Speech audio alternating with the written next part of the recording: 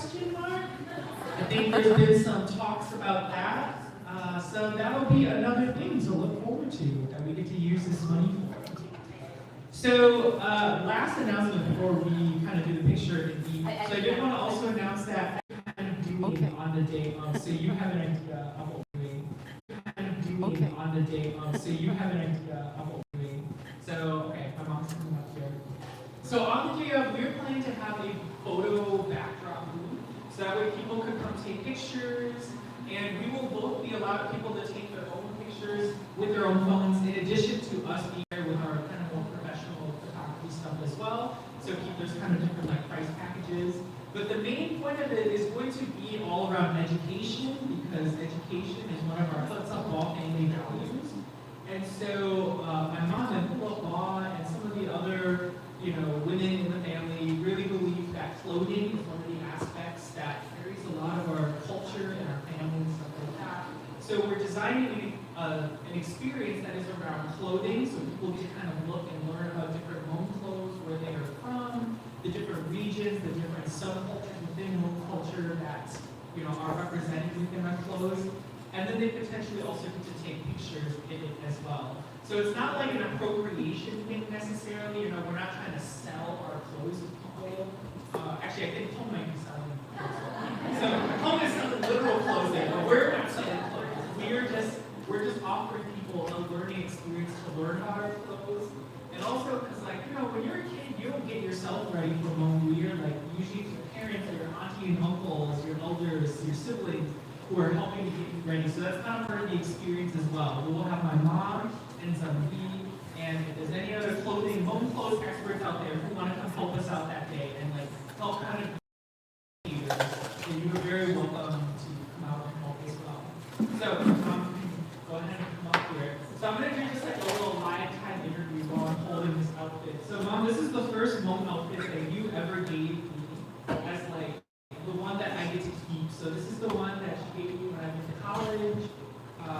And I wore this for things like, Hmong New Year on campus, or I have a Hmong event to do this thing. So Mom, I was wondering if you could just talk to us about what are we looking at right now?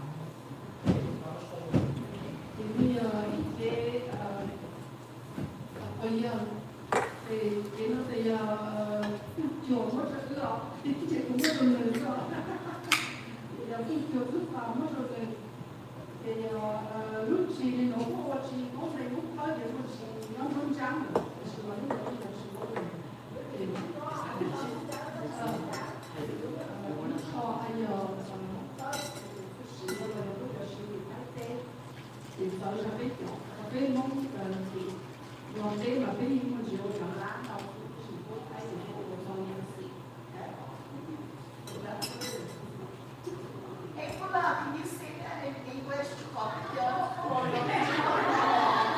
you have to repeat that again.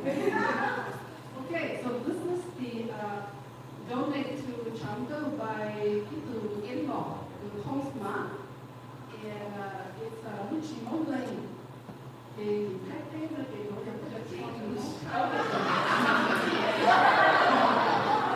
I told you, it just goes back on native without English. Yeah. So this is the top, okay? The top Hmong Thai style, okay? This is Hmong Thai style. The shirt is actually Hmong club, okay? But the pants is Hmong lane, which is green Hmong, okay? And then this is Hmong Thai belt. And for Hmong Laos, we usually have a red one. We don't do a black one. I mean, there are like because out there, she bought for me. She jumped in and saying, so that's what this outfit is all about. Okay. Next. So we're going to compare this outfit to one of the more modern outfits.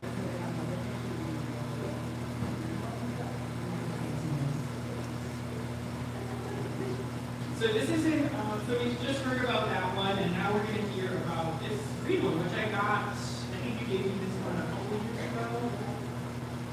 So this one is very, very modern.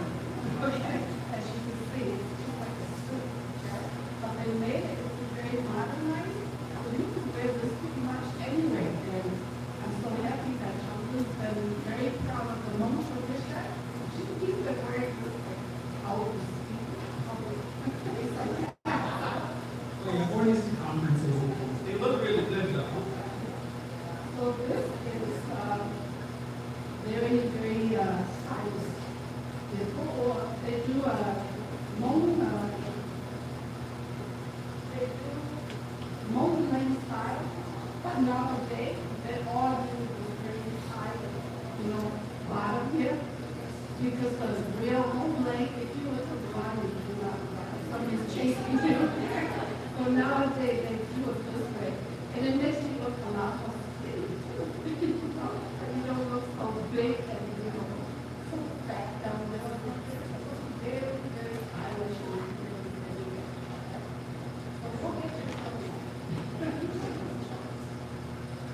So that's just an example of some of the stories that are wrapped into our clothing. And like we're not even talking about the patterns and the colors and everything like that, because all of that also signifies different things for different cultures and different families.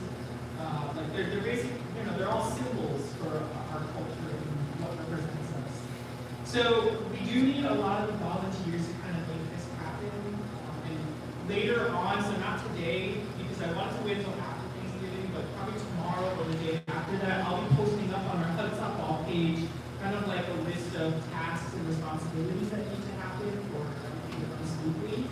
So, we're going to need things like a setup team, people to kind of be at the table. And we don't need like 50 people to be at the table at one time necessarily, but the more people we have, kind of the smaller shifts we can break it out into, so that way we're not, it's not just one person who's there for 12 hours that day.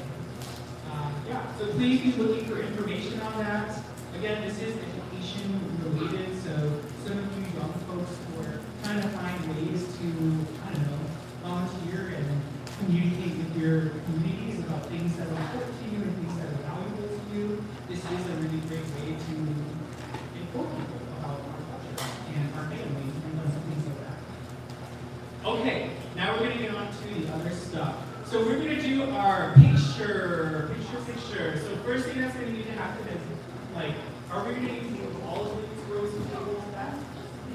Just these two? Okay. Yeah, so these two tables we're going to shove, we're going to move back more. And then in these sitting rows, we want our elders to sit here. Okay, so I'll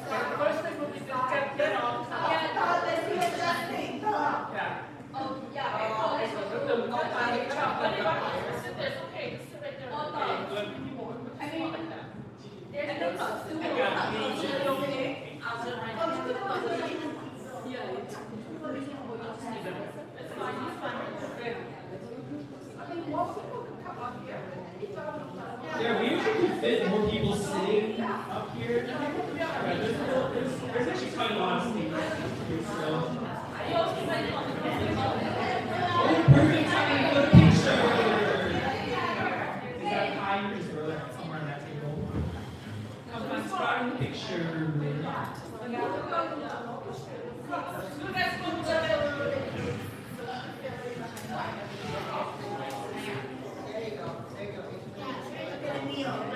We have like a whole room of like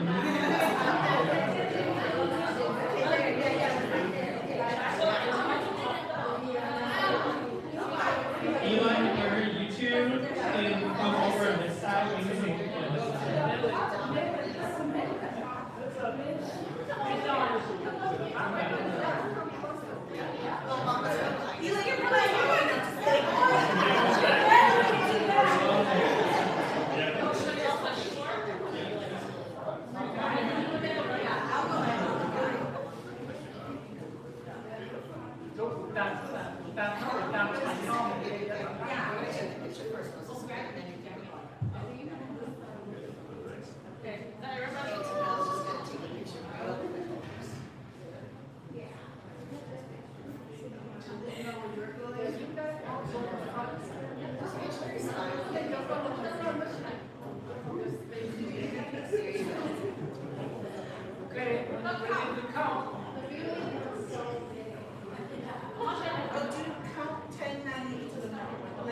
So people know when they have to squat and stuff, because she's going to put on a timer.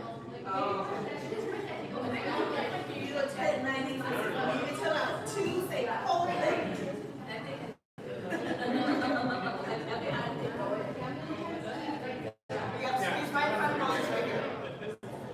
How many seconds are you doing?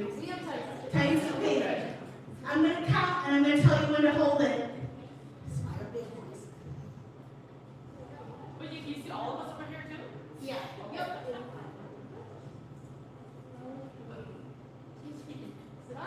10, 9, 8, 7, 6, 5, 4, 3, 2, 1. Hold it.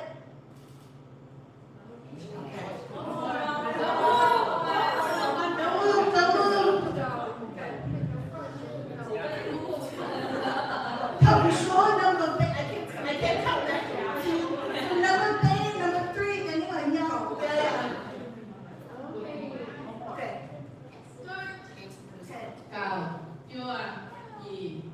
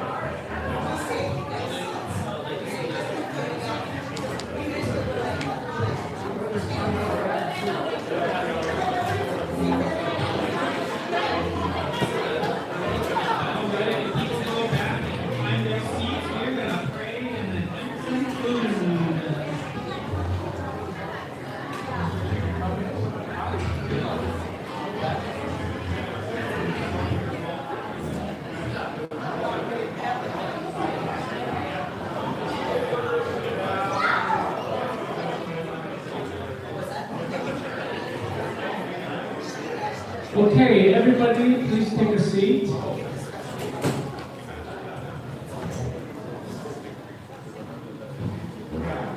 Okay, I just want to say a few words of thank you, and then also introduce a few people, and then I will pray, and then we eat, and then we will have the activities afterward.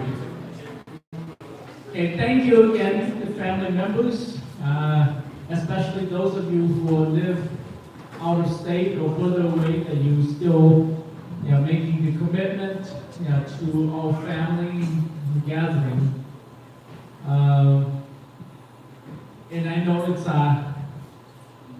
especially around this time of the year, when the weather is unpredictable, but yet, you still see that the gathering is important enough for you to come. So, especially I think for Peter and his family from Minnesota, and Sherto, and his family from Illinois, and then Rachel from Milwaukee. But most of us, we just live in town. I think this year, we have just about everyone here except we're missing Jeremy and young Jeremy. There could be one somewhere, right? Am I missing anybody? And then we're missing Tigu's kids. There are 3 Tigu's kids. But otherwise, I think we're here. So, again, thank you for committed to this gathering. We have some people who probably join us for the first time. Okay, and so this year we are very fortunate to put on Lu.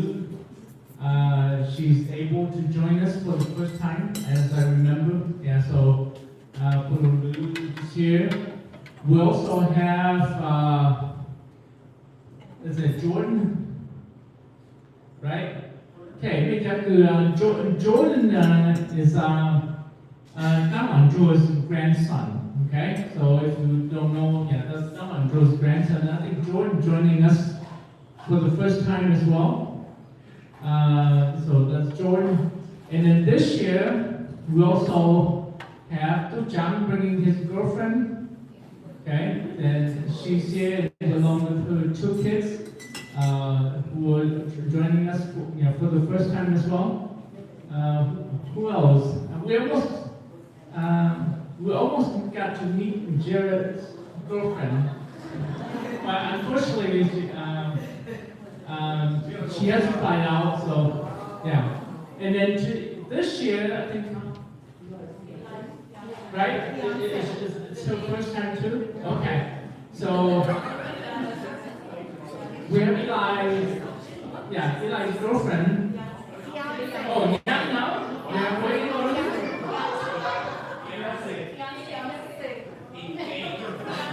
Okay, then we'll introduce it. Yang will formally have the weddings. Okay, so for now we'll be engaged girlfriend. Okay, she's doing this as well. Okay, and then this year, we have someone who is very special who's joining our family. Okay, not as girlfriend, but as a member of the family. So I'll probably, if I can get young Isaac and Isaac to come up front, so we can introduce her to the family. Okay, so this is Isaac, and then this is young Isaac. They had the wedding last summer. Yeah, just the summer. They didn't have the wedding that past summer. So this is young Isaac, and if you don't know Isaac, Isaac is Peter's oldest son. Okay, so again, young Isaac, welcome to her family. Everybody you see in this room is your relative. Okay, now. Let me say something, and I didn't get to say to all the young, although I said in when I got invited to the wedding and then they asked me to talk, I may say one way or another. But in that, even though Isaac doesn't speak Hmong, he's a whole family and he's a Hmong house. Okay? In the Hmong culture, once you marry into a family, okay, and if you, for some reason, if you have to go back to your other family, in the Hmong culture, it's very hard to do because unless you're Christians, but if you're not Christian when you go back, it's Hmong considered that you not part of the spiritual or okay? So now that you join the whole family, you now carry our and so you don't go back and then join other family anymore because they won't accept you because it's actually you offended your family's okay? So this is very important that you might as well get attached to us and become our family. And so get to know your family members, okay? You have time so you can just kind of mingle around and get to know, and we'll be here to support you for whatever happens from now on because you are part of our family. So again, welcome to our family. And then Eli, when you get married, we'll do the same. Okay? And like anybody else, the son-in-law, when you guys get married, and if we're still here, we probably will say the same thing. So thank you, Isaac, and thank you, Isaac. Welcome to the family. Okay?